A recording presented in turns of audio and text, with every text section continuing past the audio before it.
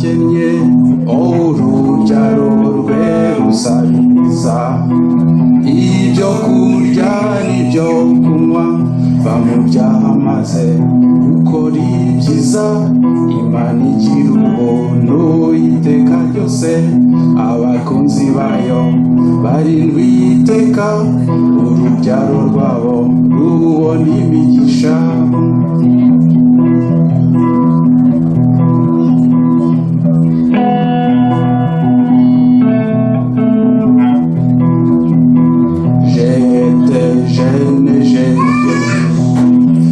Adolescent, me voici âgé.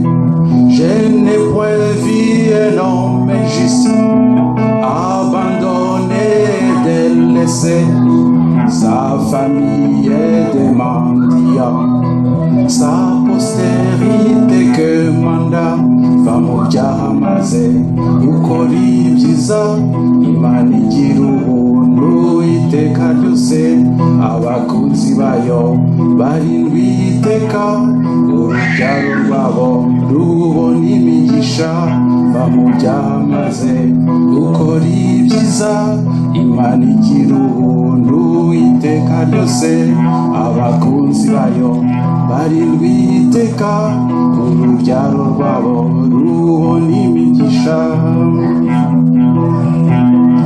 uturabyira dutaka utunyoni iratwambika igaburira n'ibishwi n'imisazi irayibara Uwiteka n'umwungeri turi kumwe sinzakena bamubyaha maze ukora ibyiza Imana igira ubuntu iteka ryose abakunzi bayo barindwi iteka urubyaro rwabo rubona imigisha bamubyaha maze ukora ibyiza Imana igira ubuntu iteka ryose abakunzi bayo barindwi iteka urubyaro rwabo rubona imigisha turirimba bamubyaha maze ukora ibyiza Imana igira ubuntu iteka ryose abakunzi bayo barindwi iteka urubyaro rwabo rubona imigisha urubyaro rwabo rubona imigisha urubyaro rwabo rubona imigisha urubyaro rwabo rubona imigisha urubyaro rwabo rubona imigisha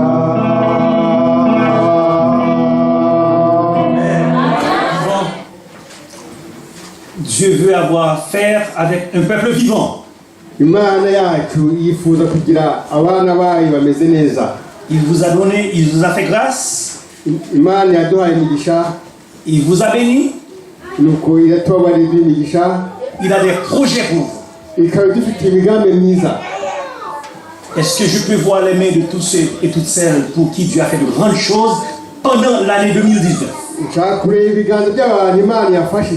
Seigneur fait beaucoup de choses pour vous. Eh bien, pourquoi ne pas dire béni soit l'Éternel? Plus fort, béni soit l'Éternel. Plus fort, béni soit l'Éternel.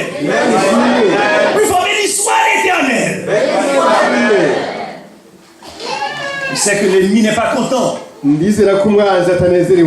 À chaque fois que vous dites béni soit l'Éternel, il tremble. Parce que nous devons être reconnaissants envers l'Éternel des armées. J'étais en train de réfléchir.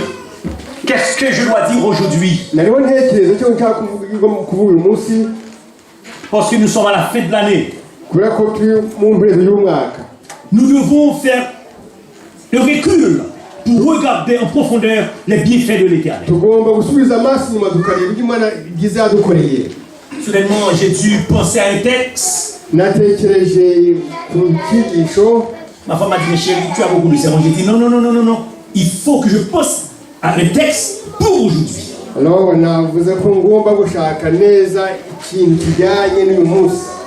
Et je devrais penser à un titre également.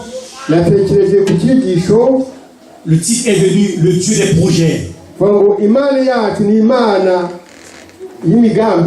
l'habitude de faire des projets? Lorsque vous recevez le salaire, vous êtes en train d'écrire, de faire des projets.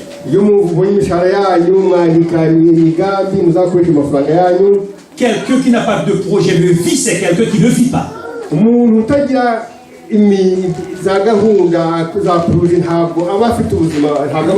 La vie est tissée de projets. Les jeunes, ils ont des projets. Projet de réussir. Projet du mariage. Projet de foyer. En un mot, projet fait partie de la vie. Lorsque j'ai pris du temps pour lire le livre de Jérémie, j'ai remarqué que ce livre est regorgé d'histoires. Le prophète tantôt décrit ses peines et misères et dans son ministère, et d'autres faits ressortent de l'histoire déchirante du peuple d'Israël en exil à Babylone.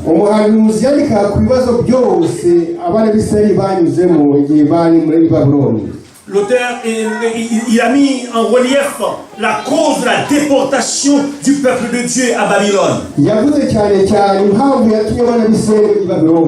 Et la cause ne fut autre que le mépris de la voix de Dieu et l'infidélité du peuple d'Israël. Par conséquent, il devrait passer 70 ans en exil, en esclavage. En dépit de tout, l'Éternel fut muni de compassion en remarquant la souffrance. La souffrance de ce peuple en terre étrangère et son vouloir de retourner dans sa terre natale. Par la voix du prophète Jérémie, l'Éternel a réconforté le peuple d'Israël en disant dans Jérémie chapitre 29 verset 11: je connais les projets que j'ai formés sur vous. Jérémie 29 verset 11: je connais les projets que j'ai formés sur vous.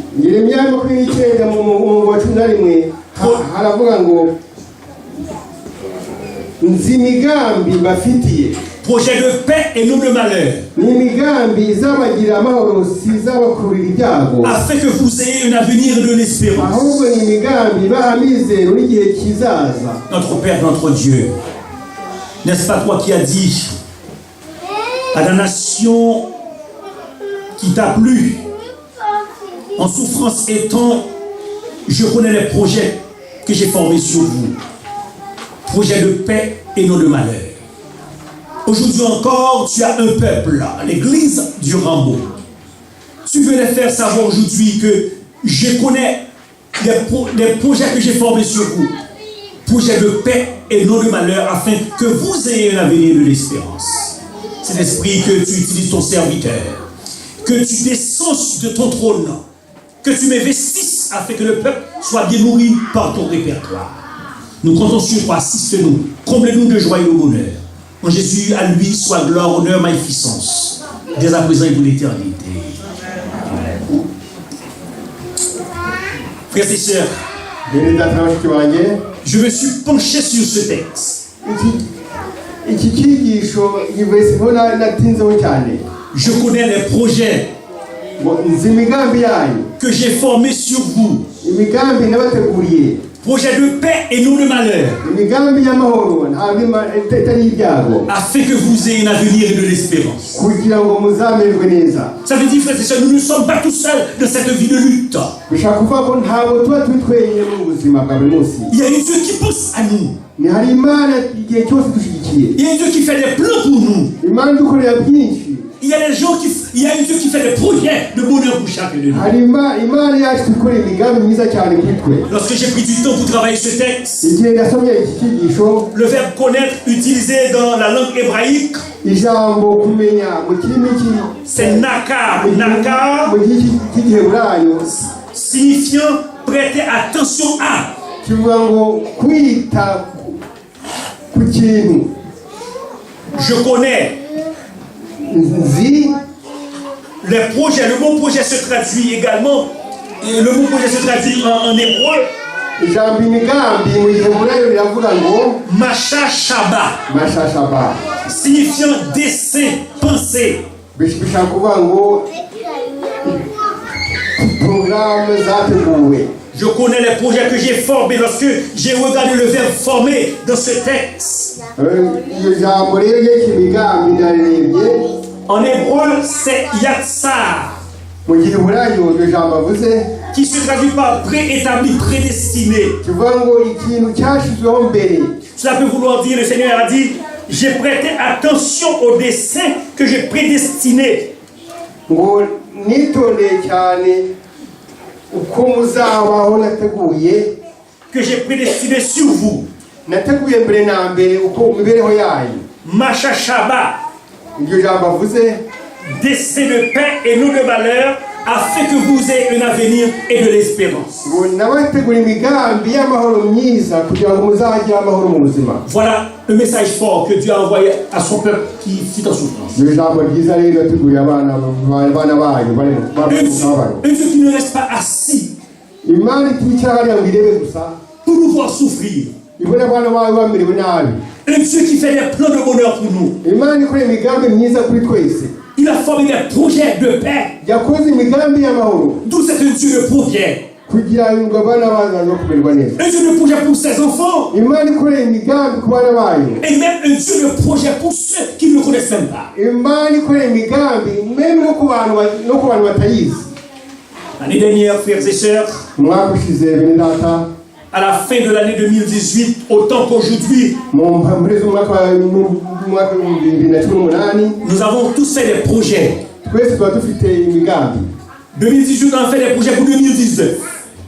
Umwaka wa 2018 tuba dufite imigambi tugira mu mwaka wa 2019. À la fin de cette année, nous faisons des projections, des projets pour 2020. Ku mperezo y'uyu mwaka dufite imigambi y'umwaka utaha. Des souhaits et vœux ont été pris au sérieux. Ibintu biba byateguye kugira ngo bizakorwe. Des rêves de bonheur ont été planifiés. Ibintu byerekeye kuzagira amahoro biba byateguwe. Toutes sortes de résolutions ont été prises. Ibintu byose n'ibyemezo biba byarafashwe. Mais où est-ce qu'on est aujourd'hui? Muremere uko twese uyu munsi. Est-ce que les résolutions ont été comblées? Rero ni ukuvuga ko ibyo byemezo byagezweho. Cela me permet de penser à une histoire qui a été racontée il y a quelques semaines de cela par Sœur Niveau Razakane. Nshaka kubabwira agatekerezo mu minsi bambwiye. Et il s'agissait de deux hommes qui, après avoir sorti d'une fête, ont bu et s'énivrèrent.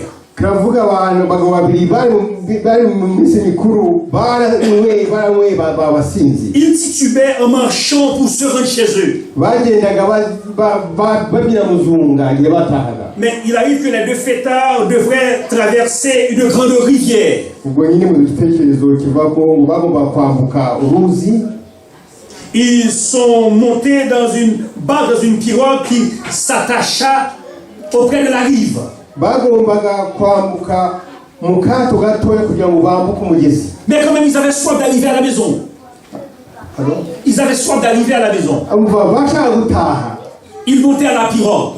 Nuko bafata ako kato gato. Ils ont commencé à ramer. Batangiye kugasha. Mais la pirogue n'a jamais été détachée. Ariko ubwo bwato ntabwo bwigeze bugenda. Jusqu'au lendemain, bageze mu gitondo, lorsque la chaleur de l'alcool s'est évaporée, igihe inzoga zayo zimaze kubavamo, ils ont réalisé que la pirogue est toujours à la même place. baje gusanga ko ubwato bwabo butigeze kuva aho bwari buri. Pourquoi? Parce que la pirogue n'a pas été détachée. Kubera iki ubwo bwato bwabo ntabwo bwari bugeze buziturwa ko bwari buziritse, ntabwo bwari buziturwa. En fait, ce ne sont pas tous les projets qui aboutissent par moment. Ntabwo ari imigambi yose igerwaho nk'uko yateguwe. À l'instar de ces deux soulards, il est écrit dans Proverbe 19, verset 21. Kubera ku gitekerezo kigendana n'abo basinzi dufite isomo riri mu migani. Il y a dans le cœur de l'homme beaucoup de projets.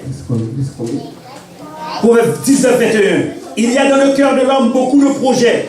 imigani 19 mu wa 21 iravuga ngo umuntu agambirira byinshi, Mais c'est le dessein de l'Éternel qui s'accomplit.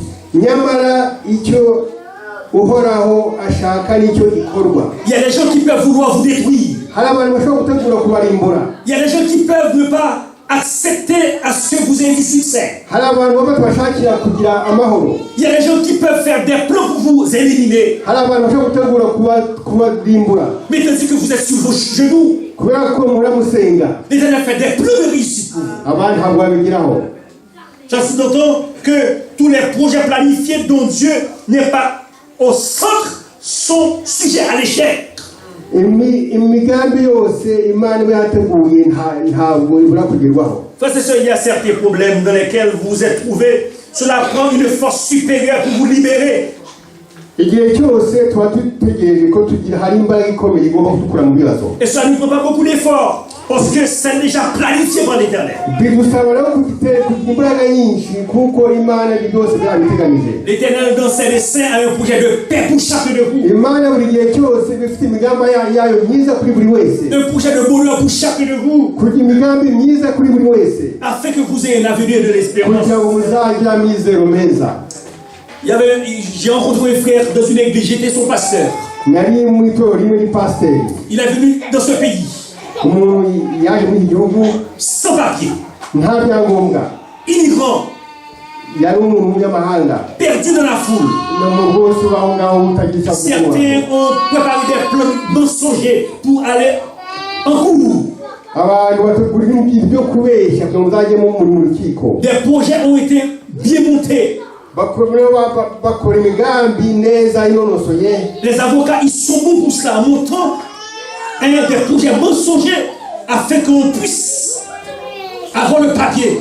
Abavoka bategura nyine iyo migambi irimo ibintu byo kubeshya kugira ngo umuntu azabone ibyangombwa. Il y a un avocat qui a vu cet homme, il lui a dit écoute, si tu ne prépares pas et si tu ne dis pas exactement ce que je te dis là, tu vas être refusé. Voilà ce que tu dois dire. C'est tout un tissu de mensonges. Le frère s'est senti mal à l'aise. Il a réalisé, mais il y a un Dieu qui a un plan de bonheur pour moi. Si Dieu me permet de venir ici, c'est parce qu'il a une porte de sortie pour moi. Il a refusé le plan de l'avocat. L'avocat lui a dit, mon cher, tu es laissé à ton compte. Il a répondu à l'avocat, je ne suis pas à mon compte, il y a un Dieu qui a un projet pour ma vie.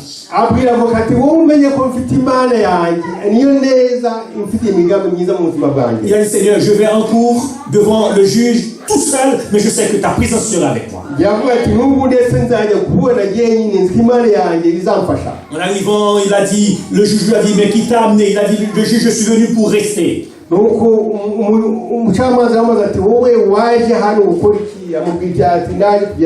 médecin lui a dit, qu'est-ce qui t'a amené ici? Il a dit, monsieur le juge, je suis venu parce que je mourrais de faim dans mon pays. C'est la faim qui m'amène dans ce pays.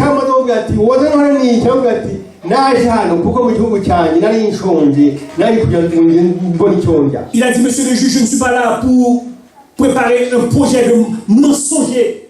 Ma famille est très pauvre. Je suis venu pour soutenir ma mère et ses 3 petits frères et sœurs.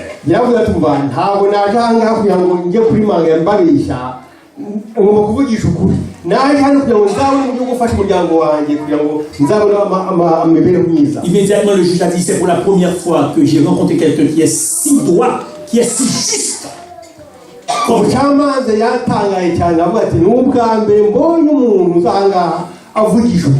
Vous savez quoi? À cause de votre sérieux, à cause de la manière dont vous me parlez, je vous donne maintenant même la résidence et bienvenue au Canada.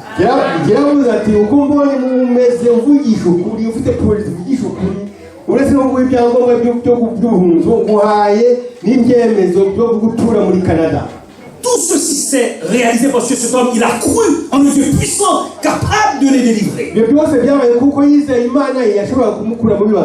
Dieu, il prépare des projets de bonheur pour vous. Parfois, vous êtes tenté de vous casser la tête tandis que le plan est déjà préparé.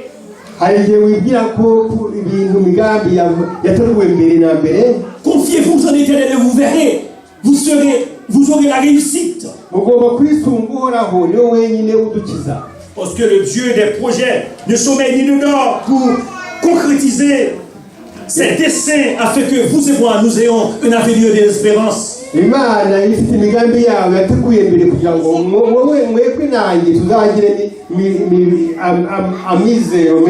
sa sagesse et intelligence, il a créé un chemin tout tracé pour ses enfants. En dépit que parfois nous passons outre de ces plans pour essayer d'atteindre nos objectifs de par nous-mêmes. Car nous nous sommes basés sur notre intelligence pour planifier nos réussites. Nous nous penchons vers les grands de ce monde. Nous nous fions à nos diplômes universitaires. Nous nous comptons sur notre force physique pour faire deux boulots à la fois afin de rencontrer le moi.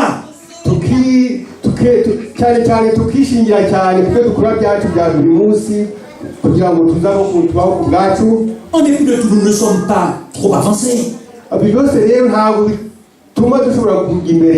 Nous vivons dans une société sécularisée. Dieu est mis à l'écart de tout afin d'être remplacé par des substituts du nouvel âge.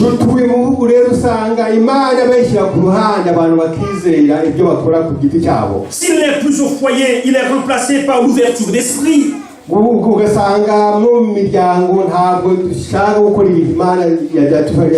S'il n'est plus à l'école, il est remplacé par la philosophie, l'esprit critique et libre pensée. S'il n'est plus aux institutions publiques et privées, il est remplacé par la ruse, le vol, l'injustice, le mensonge et la malhonnêteté. S'il n'est pas à l'église, il est remplacé par le disco, le bal et la débauche. S'il n'est pas au foyer des mariés, il est remplacé par le concubinage.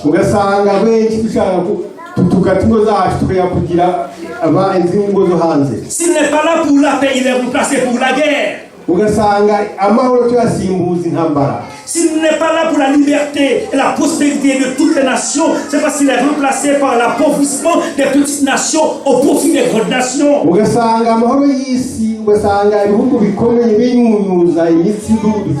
S'il n'est pas là dans le cœur de l'homme, des hommes, c'est parce qu'il est remplacé par l'orgueil, la haine, la colère, l'adultère, l'impudicité, l'immoralité, l'injustice, la cupidité, l'avarice, l'hypocrisie et la jalousie.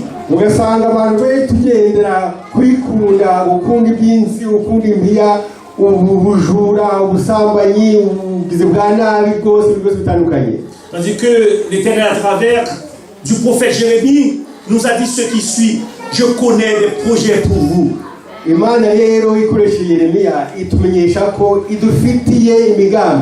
connais des projets sur vous, projets de paix et non de malheur, afin que vous ayez un avenir et de l'espérance.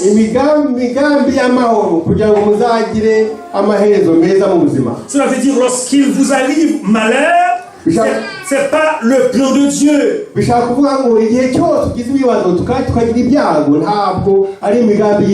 Très souvent c'est parce que vous manquez l'esprit de discernement.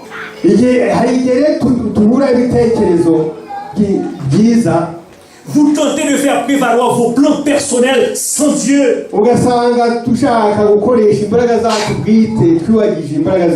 n'est pas le plan de Dieu, frères et sœurs, de vous voir souffrir. C'est parce que nous nous basons sur notre philosophie pour créer notre propre porte de sortie. nuko usanga tugenda ku mbaraga zacu bwite kugira ngo tubone imibereho yacu. Je suis là pour vous dire aujourd'hui, personne ne peut avoir la paix dans ce monde de troubles. Ndabwira ko nta muntu ushobora kugira amahoro muri iyi si y'ibibazo. Cela nous permet de penser au socialiste Léon Blum.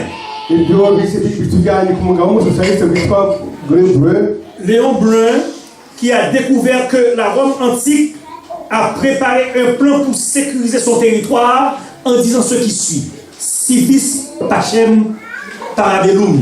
Qui veut la paix prépare la guerre. Uwo mugabo rero arasobanura ko Roma ya kera irateguye amagambo avuga ngo ushaka amahoro ategura intambara.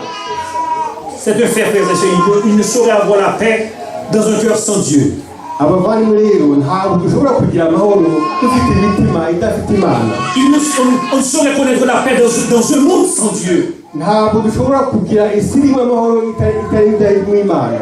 On ne saurait avoir la paix si Dieu n'est pas à la base de notre planification de vie.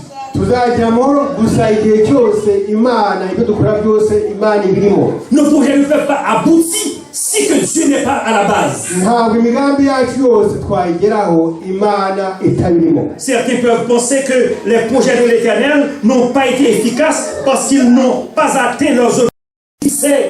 Hari ubwo tugira ko Imana imigambi y'Imana itageze ku byo yateganijwe kugerwaho. Tout ignorant que la voie de l'Éternel n'est pas leur. Icyo gihe abantu bigira ko imbaraga z'Imana ntacyo zimaze. Car ce n'est pas le fait que vous n'aviez pas obtenu votre emploi désiré que l'Éternel n'a pas agi. Ntabwo kubera ko tutabona akazi sukuvuga ko Imana ntacyo yashatse gukorera. Ce n'est pas le fait que vous étiez malade ou les membres de la famille que l'Éternel n'a rien fait pour vous pendant l'année. Ntabwo rero kubona abavandimwe wacu cyangwa umuryango wacu turwara tukamererwa nabi si uko Imana iba yadutereranye. Ce n'est pas le fait que vos enfants laissent l'église, vous perdiez votre emploi, que l'Éternel n'a rien fait. Ntabwo kuvuga ko abana bacu baba mu itorero cyangwa tukabura akazi si ukuvuga ko Imana yacu nta kintu yakoze. Il peut se servir de vos malheurs apparents pour faire éclater sa gloire. Hari igihe Imana ishobora gukoresha akababaro kacu n'ibyago byacu kugira ngo yerekane icyo iri cyo. C'est pourquoi, frères et sœurs, il ne faut jamais risquer de vouloir mesurer Dieu par rapport à vos attentes et vos rêves personnels. Ntabwo rero tugomba kugereranya Imana n'ibyo dukora mu buzima bwacu tugeraho cyangwa tutageraho. Parce que les pensées de Dieu ne sont pas vos pensées. Intekerezo z'Imana ntabwo intekerezo zacu. Les desseins de Dieu ne font pas vos desseins. Porogaramu y'Imana ntabwo ari porogaramu yacu. Les projets qu'il a préparés pour vous parfois ne sont même pas montés dans votre esprit. Imigambi y'Imana idutegurira nta nubwo na rimwe itugera mu bitekerezo. Par conséquent, ce que nous considérons comme échec peut être tout simplement le contraire dans les projets de Dieu. Ni ukuvuga ngo hari igihe tubona ibintu tutagezeho nk'aho twatsinzwe cyangwa twagize sheke, ahubwo hari ubwo biba ari porogaramu y'Imana ishaka kubimera gutyo. D'où, frères et sœurs, la paix peut être trouvée dans votre malheur. Ubwo rero kuvuga ko dushobora kugira amahoro binyuze mu kaga. La réussite peut être trouvée dans vos échecs. Ushobora kugira ku bintu ugomba kugeraho byiza ariko unyuze mu bintu n'ubundi byamiriwe nabi gutsindwa. La victoire peut être trouvée dans vos défaites. Ushobora gutsinda urugamba ariko wanyuze mu bibazo byinshi byo gutsindwa. Contrairement par rapport à la conception humaine, Dieu fonctionne très souvent à l'envers. Rero Imana uko ikora ntabwo ari ko umuntu akora. L'homme dont son aveuglement fut utilisé pour la cause de Dieu, Don Gonzalez. Umuntu rero mu byerekeye ukora kwa kimuntu hari umuntu witwa Gonzalez. Il était un homme respecté dans sa communauté. Yari umuntu mwiza muri communauté yabo. Et soudain il fut frappé de cécité. Frappé de cécité. N'ayant pas voulu accepter cette honte, il planifiait de mettre un terme à sa vie.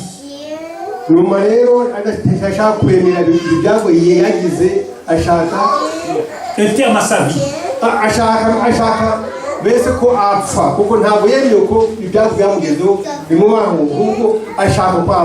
Chaque jour, il fut rempli de colère et de rage. Et se questionna par rapport à ses desseins.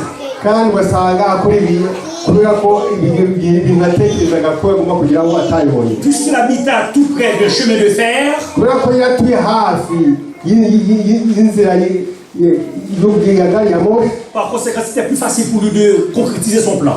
byari byoroshye rero kugira ngo mbese abone ukuntu yiyahura. Il savait à quelle heure et l'endroit précis où le train passait chaque jour. yarazi amasaha n'iminsi gari ya moshi inyuraho ngaho hafi ye. Un jour, tandis qu'il entendit le train arriver, il se prépara à se positionner sur les rails. igihe rero umunsi umwe yumva gari ya moshi ije ashaka kujya mu nzira yayo kugira ngo yiyahure.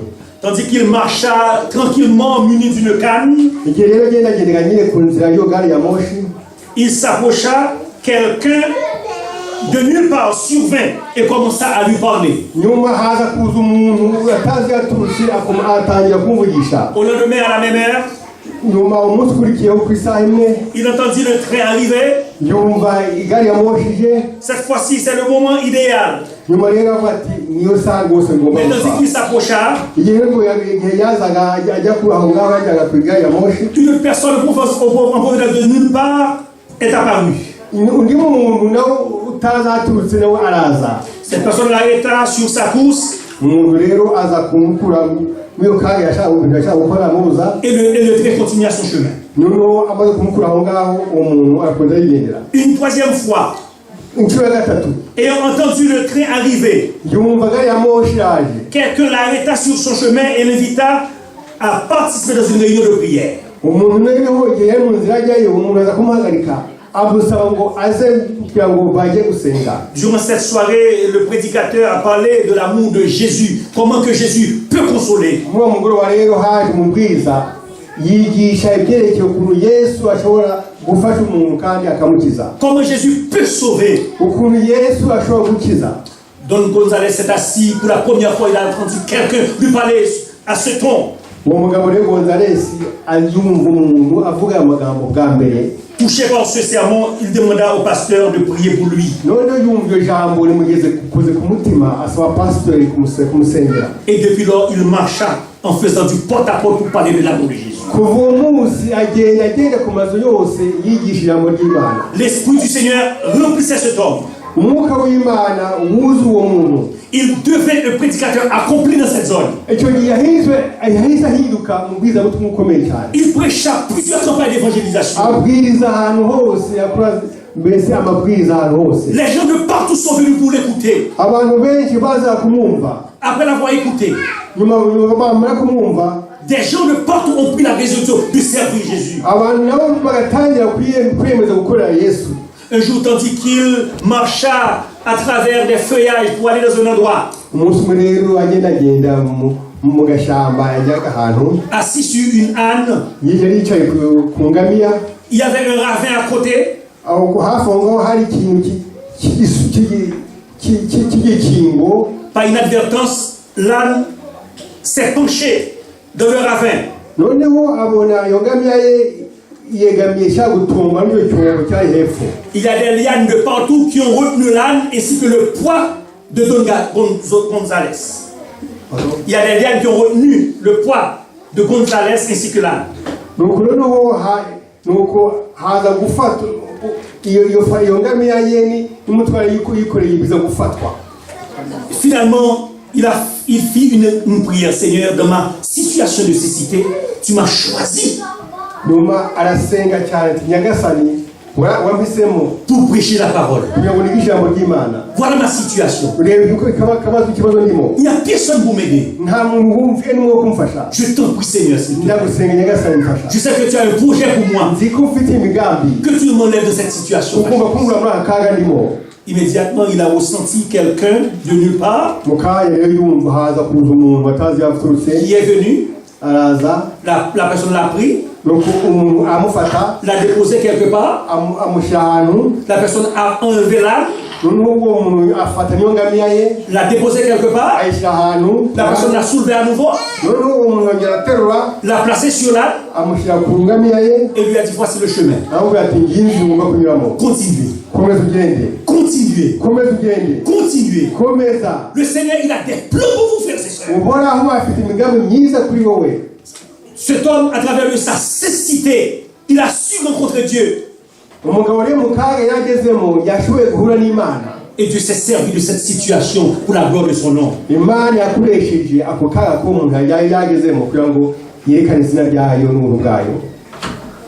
Le Dieu des projets.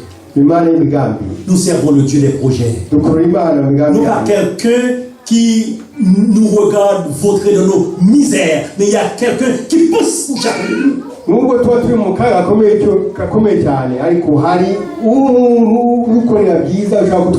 Le sage Salomon a écrit dans Proverbe 16, verset 1er. Les projets, Proverbe 16, 1er. Les projets que forme le cœur dépendent de l'homme. Mais la réponse que donne la bouche vient de Dieu.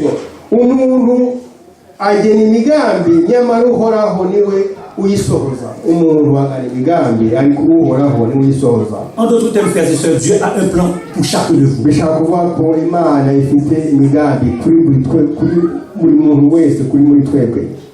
Un plan de bonheur et non de malheur.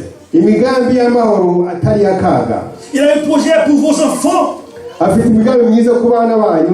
qui ont des difficultés d'apprentissage. Il a un projet pour cette faiblesse spirituelle qui vous ronge au quotidien. Il a un projet pour cette maladie qui ronge votre santé et même les médecins ne peuvent trouver une solution.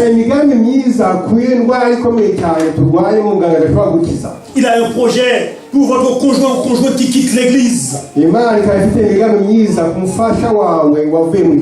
a un projet pour les enfants qui se penchent vers le monde et ne veulent rien savoir de l'église.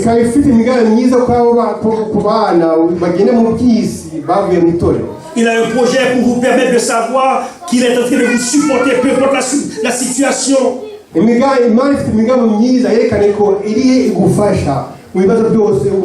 Il a un projet pour vous permettre de supporter l'insupportable.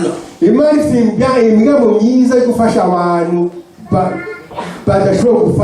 a un projet pour vous permettre de supporter l'insupportable.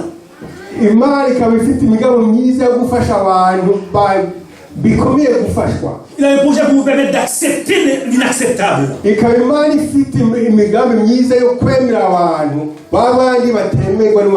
Mais seulement faites confiance à l'Éternel pendant 2020.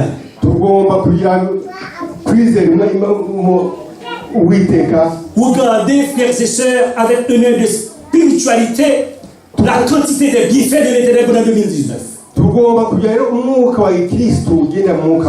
Comme le chant a dit, comptez les bienfaits de Dieu. Hein? Et ensuite, mets-les tous devant tes yeux et tu verras.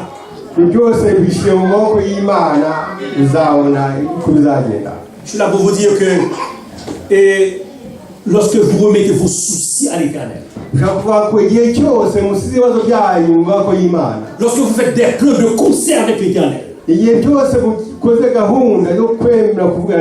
lorsque vous n'êtes pas sage suffisamment pour comprendre et vous appelez Dieu pour vous aider, vous allez être à la tête, non à la queue. Frères et sœurs, vous ne me connaissez pas. Je sors de loin pour arriver là où je suis aujourd'hui.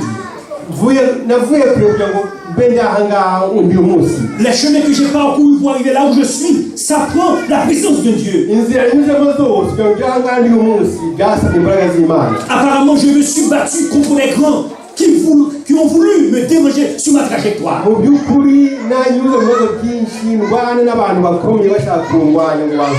Mais le combat n'était pas humain. C'était la présence de l'Esprit de Dieu. Personne ne peut vous déranger, frères et sœurs. Personne ne peut vous empêcher d'atteindre le but. Pourvu que vous restiez sur vos genoux. Pourvu que vous permettiez à Dieu de prendre le contrôle de votre futur. N'est-il pas écrit, mille tombent à tes côtés, 10 000 à ta droite, et tu ne seras pas atteint, de tes yeux tu verras la rétribution des méchants.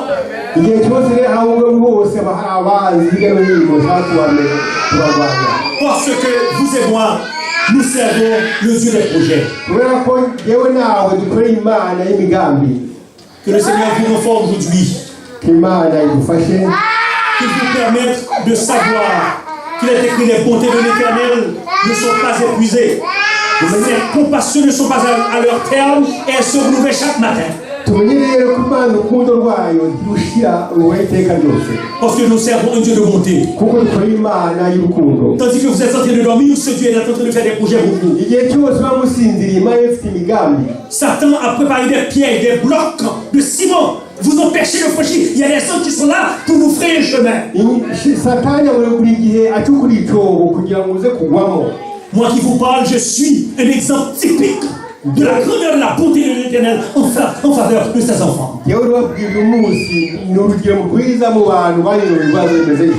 Ne dites pas parce que vous n'avez pas réalisé ceci, vous n'avez pas réalisé cela pendant l'année 2019, vous avez essuyé les échecs.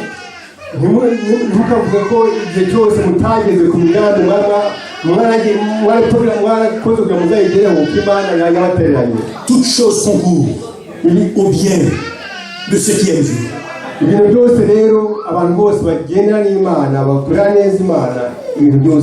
Très souvent vous voulez avoir ceci, le Seigneur il a vu beaucoup plus loin. Il a vu, s'il vous permet d'arriver à ce niveau, vous allez perdre votre vie éternelle. Le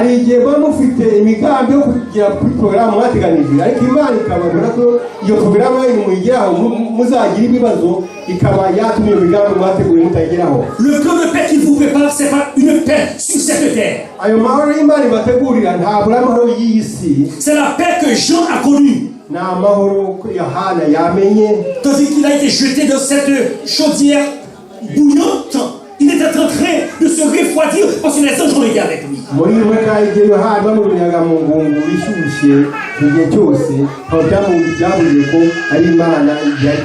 Le plan de paix qu'il vous offre, c'est la paix lorsqu'il n'y a pas de solution, les choses sont difficiles, tandis que vous restez tranquille, sachant que Dieu, il a le contrôle.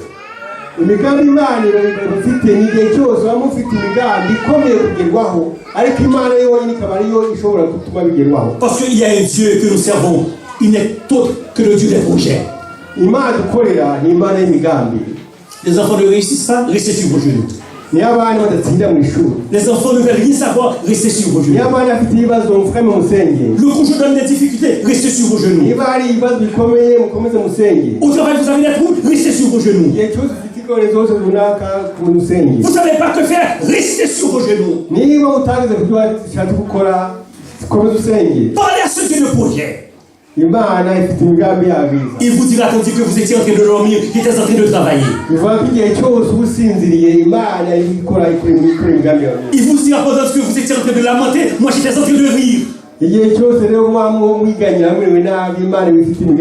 Parce que votre avenir ne dépend pas de vous.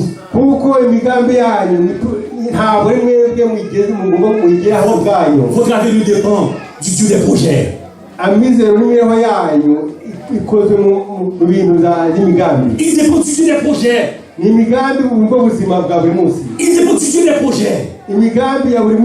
Il dépend du Dieu des projets. Il dépend du Dieu des projets.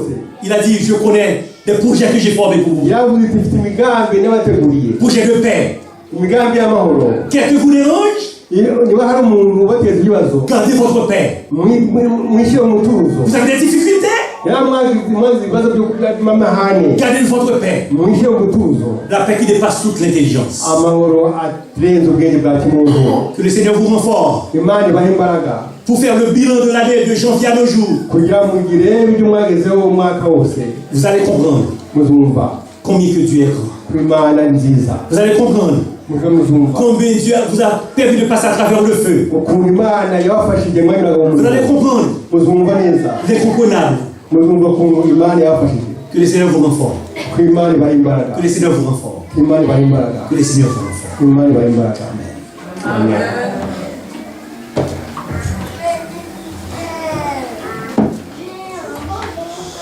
À présent, nous allons passer à la deuxième phase du programme du jour.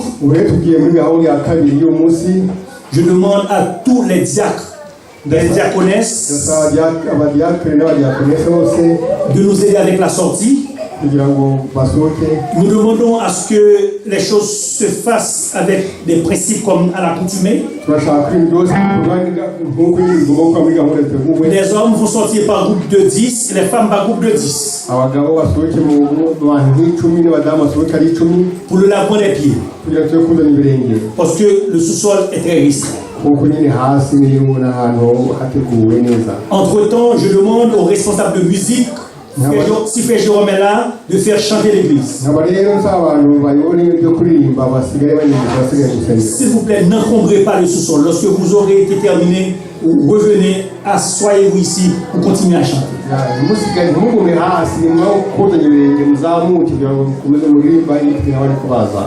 Merci.